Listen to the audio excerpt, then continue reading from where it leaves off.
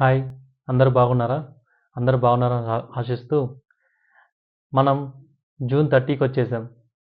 June 30 అంటే half of the year. మనం జనవరిలో రెజల్యూషన్స్ తీసుకున్నాం కదా!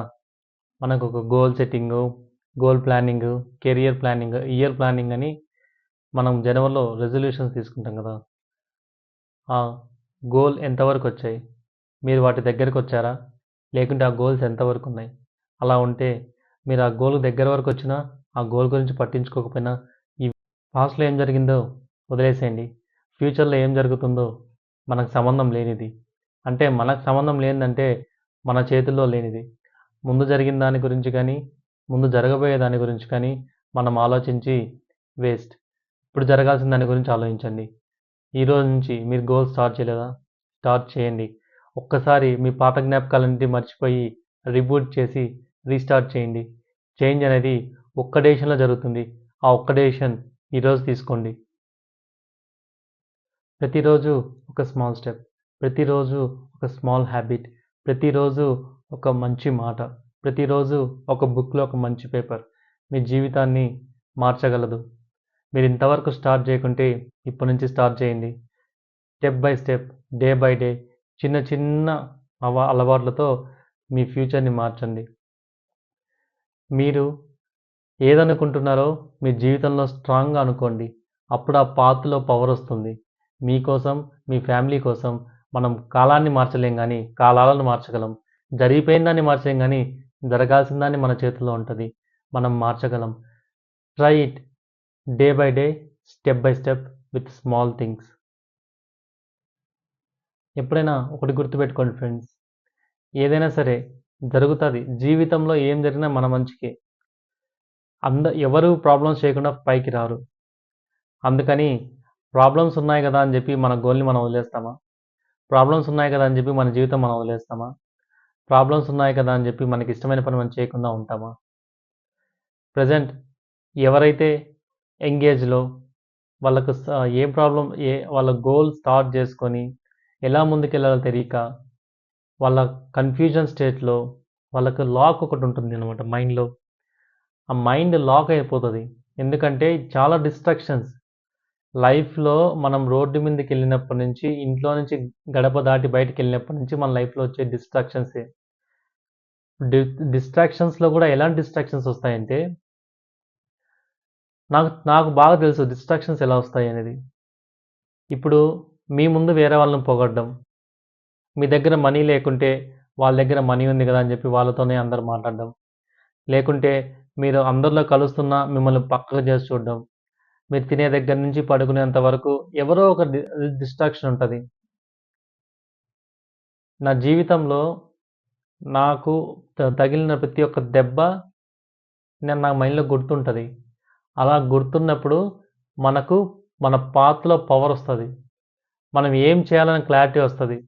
ఆ క్లారిటీకి తోడు భగవంతుడు, దేవుడిని నమ్ముకొని మనం చేసే పని మీద ధ్యాస పెట్టి మనం ఏం కావాలనుకున్నామో చూడండి ఫ్రెండ్స్ చాలా మందికి థింకింగ్ ఉండదు. మీరు ఏం కావాలనుకున్నా ఫస్ట్ థింక్ చేయండి. అసలు మీకు మైండ్‌లో ఏముంది? మీరొక గొప్ప ఐఏఎస్ ఆఫీసర్ అవుదాం అనుకున్నారా? ఐపీఎస్ అవుదాం అనుకున్నారా? లేదంటే ఒక బిజినెస్ మ్యాగ్నెటా? లేదంటే రిచ్‌గా ఉందాం అనుకుంటున్నారా? మీ డ్రీమ్ ఏంటి? ఫస్ట్ డ్రీమ్ చేయండి. కలలు కనడం స్టార్ట్ చేయండి. కల కనండి. ఎప్పుడు? పడుకునేటప్పుడో, లేదంటే పడుకునే ముందో కల కోసం ఒక అర్ధగంట ముందైనా పడుకోండి. మంచి డ్రీమ్ ఊహించుకోండి. నేను మంచి రెస్టారెంట్‌లో ఉండాలి. లేదంటే నేను మంచి హోటల్‌లో ఉండాలి. నేను మంచి కార్‌లో వెళ్ళాలి. నా లైఫ్ ఇంత లగ్జూరియస్‌గా ఉండాలి. నేను ఇలానే బ్రతకాలి. ఒక్కసారి నీ మైండ్‌కి ఫీడింగ్ అయిందంటే ఆటోమేటిక్‌గా నీ దగ్గరికి అన్నీ వస్తాయి. అనుభవించడం వేరు, స్టాండర్డైజ్ చేసుకోవడం వేరు. ఇప్పుడు మనం ఏదైనా సరే ఈ రోజుకి అనుభవించొచ్చు. రేపు మన దగ్గర అది ఉండకపోవచ్చు. స్టాండర్డైజేషన్ చేయాలంటే ఫస్ట్ నీకు దాని రుచి తెలిస్తే కదా! ఈరోజు నువ్వు ఒక ఫుడ్ తింటావు. నీకు ఆ ఫుడ్ రుచిగా ఉందని ఎలా తెలుస్తుంది? నువ్వు ఫస్ట్ తింటేనే కదా నీకు తెలిసేది. మనకొక యాపిల్స్ తిన్నామనుకోండి, చాలా ఫ్రెష్‌గా, చాలా రుచిగా ఉంటాయి. లేకుంటే ఒక హోటల్‌లో ఫుడ్ తిన్నామనుకోండి, బాగా టేస్ట్ ఎక్కువుంటే అక్కడికే ఎళ్తాం. ఎందుకు? అక్కడ ఫుడ్ బాగుంది కాబట్టి మనం అక్కడికెళ్తాం. అదే ఫుడ్ వర్స్ట్‌గా ఉంటే మనం అక్కడికెళ్తాం. అదే ఫుడ్ వర్స్ట్‌గా ఉంటే వెళ్తామా? వెళ్ళం గదా! ఇది కూడా లైఫ్ కూడా అంతే. మనం ఏదైనా చేసేటప్పుడు మనకు దాని రుచి తెలియాలి. ఇప్పుడు నువ్వు రిచ్‌గా ఉండాలంటే, నువ్వు రిచ్‌గా ఉండడానికి ఏం గావాలో ఫస్ట్ ఆ పని చెయ్యి. నీ నీ నువ్వు నీ గోల్‌లో నువ్వెక్కడున్నావో థింక్ చెయ్యి ఫస్ట్. అక్కడి నుంచి రీస్టార్ట్ చెయ్యి. నువ్వు ఎలా ప్రాసెస్‌లో వెళ్తున్నావో చూడు. అవసరమైనవి కొనుక్కో. కొనుక్కోమంటే పైసలు వేస్ట్ చేసుకోమని కాదు. మనీ వేస్ట్ చేసుకోవద్దు. మనీ వేస్ట్ చేసుకుంటే ఎంత సిట్యుయేషన్ వస్తుందో నాకు తెలుసు బాగా. కానీ మీకు ఒక్క విషయం చెప్తున్నా. మీ కలలు మాత్రం రిచ్‌గా ఉండాలి. మీ గోల్ రిచ్‌గా ఉండాలి. మీ ఆలోచనలు రిచ్‌గా ఉండాలి. అప్పుడే మీరు అనుకున్నది సాధించగలరు. ఎందుకంటే చాలా మంది డిస్ట్రాక్షన్స్‌లోకి లోనవుతున్నారు. చాలా డిస్ట్రాక్షన్స్‌లోకెళ్ళి వాళ్ళ న్యూ ఇయర్ రెజల్యూషన్ తీసుకుంటారు. అక్కడి నుంచి ఆ new year resolution only 1, 2 days ఉంటది. తర్వాత కామన్. ఏదైనా ఒక విన్నర్ కావాలన్నా నేనొక ఫ్రెండ్‌గా మీకో విషయం చెప్తాను. ప్రతిరోజు, ప్రతి క్షణం నువ్వు నీకేం కావాలో దాని గురించి కలగంటా ఉండాలి. నువ్వు రిచ్ కావాలంటే నువ్వు దాని గురించి నీకు పడుకున్నా, లేచినా, నిద్రపోతున్నా అదే ఉండాలి. నేనైతే అట్లే ఉంటాను. నాకు 100% ఎట్లంటే నేను ఏదైనా సరే అనుకున్నానంటే నాకు 100% నేను దాని గురించే కలగంటూ ఉంటాను. దానికోసం నేను ఏం చేయాలో ఆలోచిస్తాను. అది నేను బెడ్ మీద ఉండని, నిద్రపోతూ ఉండని, వేరే వాళ్ళతో ఉండని, ఏమైనా చేస్తా ఉండని. నా ఆలోచనలు రిచ్‌గానే ఉంటాయి. నేను చిన్నగా ఆలోచించను. ఎందుకంటే వెన్ యూ గివ్ స్టఫ్ నీ నోటికి రుచి తగిలినప్పుడే నీకింకా అలాంటి ఫుడ్ తినాలనిపిస్తది. నీ లైఫ్‌కి గూడా అలాంటి రిచ్ టచ్ తగులుతేనే నీ మైండ్‌కి అర్థమైతది. నాకు కావాల్సింది ఇది. ఇలాంటి కావాలి కాబట్టి నేను దాని కోసం కష్టపడాలి. కొద్దిగా టేస్ట్ చేసినామనుకో, దాని తర్వాత దాని కోసం ఆశపడతాం. అలాంటిది కావాలా లైఫ్‌కని. ఆ లైఫ్‌లో అలాంటివి కావాలి అనిపించినప్పుడు ఆటోమేటిక్‌గా లైఫ్‌ని ఎలా చేసి ఇన్ పాజిటివ్ వే. ఎప్పుడైనా చెప్తున్నాను చూడండి. షార్ట్ కట్స్‌లోకి ఎప్పుడు వెళ్ళొద్దు. ముఖ్యంగా యూత్‌కి నేను చెప్తున్నా. బుయ్ మనకు చానా కోరికలుంటాయి. మనకు చానా ఆశలుంటాయి.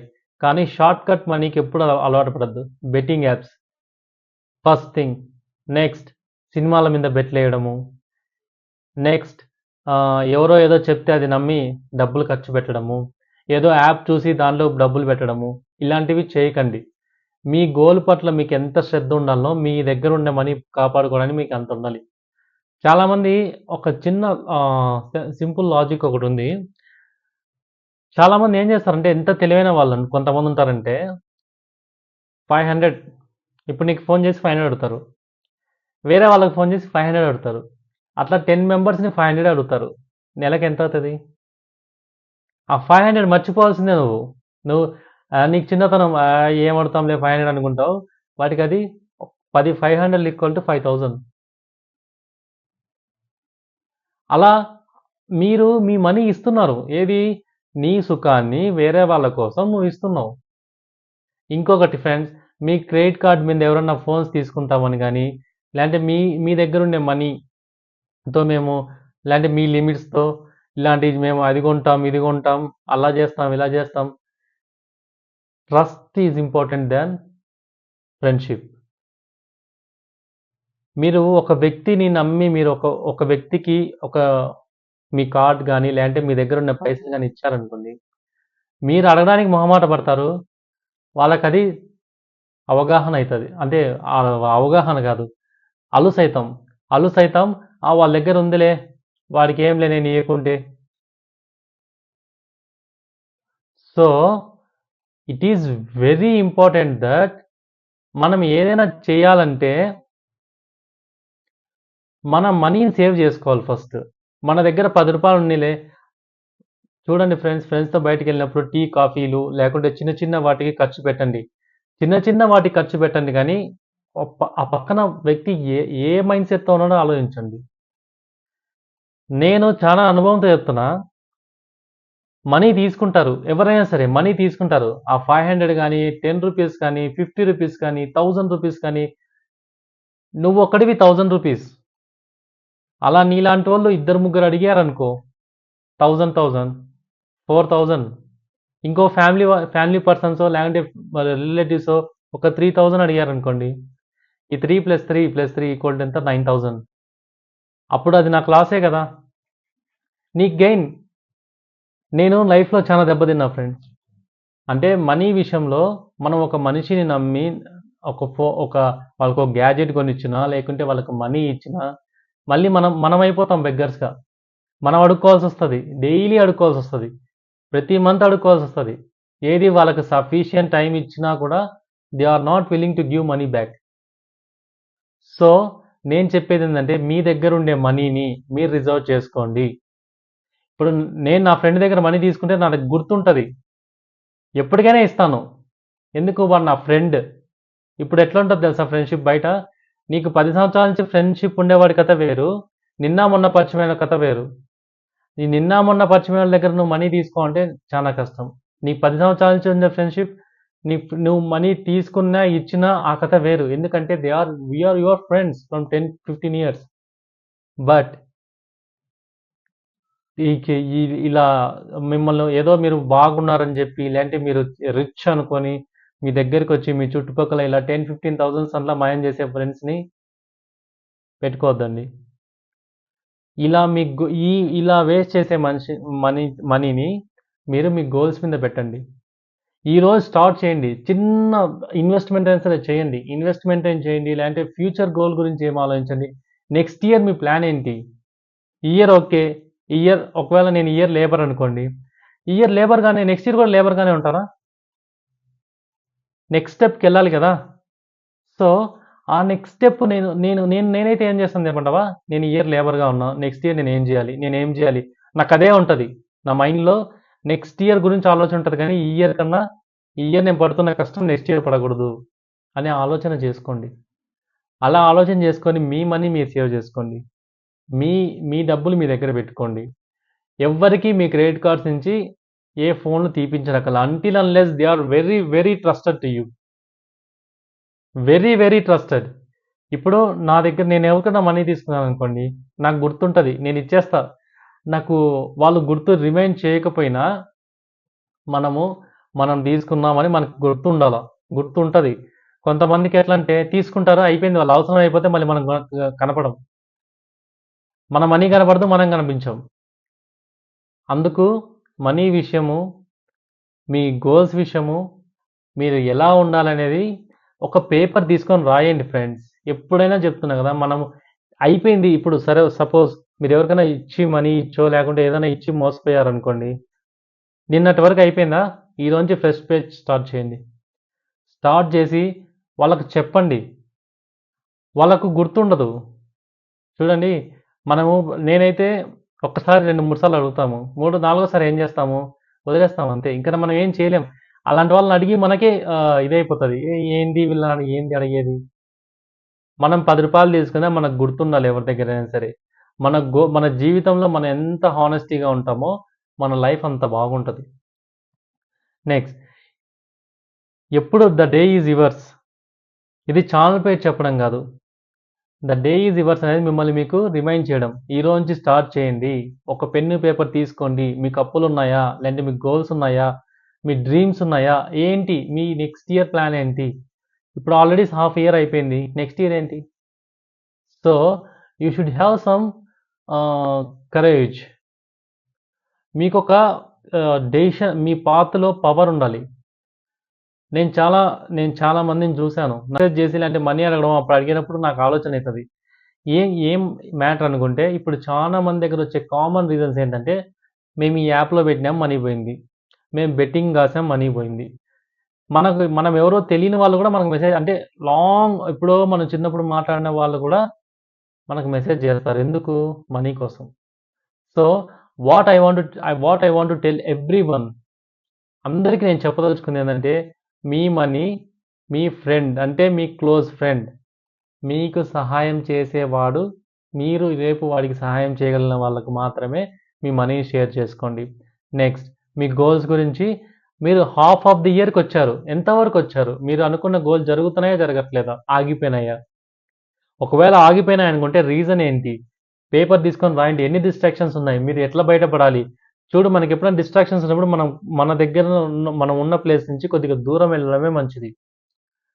ఎప్పటికైనా చెప్తున్నాను కదా, మనం ఉన్న ప్లేస్ నుంచి మనం కొద్దిగా దూరం వెళ్తే ఏమవుతుందంటే మన మైండ్ కొద్దిగా ఫ్రీనెస్ వస్తుంది. మీ బాధల గురించి మీరు ఆలోచించుకుంటారు. మీ బాధల గురించి ఆలోచించినప్పుడు దానికి ఒక సొల్యూషన్ వస్తుంది. So always remember the day is yours until unless you work hard, until unless you are trying to do something else which is not routine. So నేను ఇప్పుడు మీకు ఇంకో విషయం చెప్తున్నా. మీ దగ్గర ఉండే ఫోన్ పక్కన పెట్టి ఒక పేపర్ పెన్ తీసుకొని మీరు ఏమనుకుంటారో రాయండి. దానికోసం మీరు ఏం చేస్తున్నారు? మీ చుట్టుపక్కల ఎన్ని డిస్ట్రాక్షన్స్ ఉన్నాయి? మీ చుట్టుపక్కల ఎంతమంది మీ మనీ కోసం మాట్లాడుతున్నారు? ఎంతమంది మీరుండే తీరును చూసి మాట్లాడుతున్నారు? అవన్నీ పక్కన పెట్టి మీరు డైలీ ఒక 50 రూపాయలు వేరే వాళ్ళకి ఖర్చు పెడుతున్నా, లేదంటే మీకే మీరు 50 రూపీస్ వేస్ట్ చేస్తున్నా, అది మీ స్కిల్ మీద పెట్టండి. ఏదో ఒక బుక్ చదవండి, ఏదో ఒక టూల్ నేర్చుకోండి. నేర్చుకున్నప్పుడు ఏమవుతుందంటే కొత్త అవకాశాలకి దారి వస్తుంది. ఇప్పుడు ఏ ఫీల్డ్లో సంబంధం లేదు, ఏ ఫీల్డ్ వాళ్ళైనా ఏ ఫీల్డ్లో జాబ్ అయినా చేస్తున్నారు. So except doctors, some fields వదిలేస్తే. అందుకు గోల్ సెట్ చేసుకోండి. ఈ రోజైనా లేట్ కాదు. ఈ రోజైనా సరే మీ గోల్ సెట్ చేసుకొని ముందుకు వెళ్ళండి. పెద్దవాళ్ళ నుంచి పిన్నవాళ్ళ వరకు అందరూ మీ గోల్స్ ఏంటో రాయండి. రాసి మీ లైఫ్ ఎక్స్పీరియన్సెస్, మీరు ఈ 6 మంత్స్లో ఏం చేశారు, ఈ 6 మంత్స్ నేను ఏం చేయగలను, ఈ 6 మంత్స్ నేను ఏం చేయగలను, ఓకే 6 మంత్స్ వేస్ట్ చేశాను, ఇంకో 6 మంత్స్ నేను ఏం చేయగలను, అది ఆలోచించండి. అది ఆలోచించి ద డే ఈజ్ యువర్స్గా మార్చుకోండి. ఎప్పటికైనా చెప్తున్నాను, ఆలోచన మీ దగ్గర ఉన్నంత వరకు ఆ రోజు మీదే. ఆలోచన మీ చేయి దాటిపోయి సిచ్యువేషన్స్ మీ చేయి దాటిపోతాయో అప్పుడు ఆ రోజు మీది కాదు. మీరు అలా రోజు మీది కాకుండా పోకుండా ఉండాలి అంటే డే ఈజ్ యువర్స్ ఛానల్స్ని సబ్స్క్రైబ్ చేయండి, కామెంట్ చేయండి, లైక్ చేయండి, షేర్ చేయండి. Thank you.